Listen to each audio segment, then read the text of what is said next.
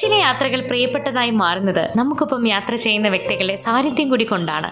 കേവലം കാഴ്ചകൾ കൊണ്ട് മാത്രമല്ല.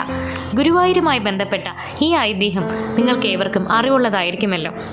ദ്വാപരയുഗ സമയത്ത് ഭഗവാൻ ശ്രീകൃഷ്ണൻ ഇദ്ദേഹത്തിൻ്റെ പരമാത്മാവ് കൂടിയായ മഹാവിഷ്ണുവിനെ ഒരു വിഗ്രഹ രൂപേണ പൂജിച്ചിരുന്നു.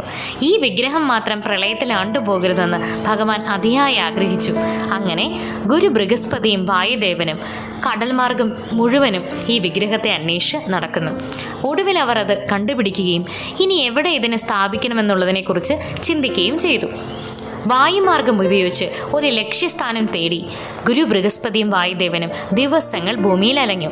ഒടുവിൽ പരശുരാമൻ്റെ ഭൂമി കൂടിയായ കേരളത്തിലെ ഒരു കോണിൽ ശിവപാർവതീശ്വരന്മാർ നൃത്തം ചെയ്യുന്നത് ഇവർ ശ്രദ്ധിച്ചു. അവിടെ തന്നെ ഈ വിഗ്രഹത്തെ സ്ഥാപിച്ചു.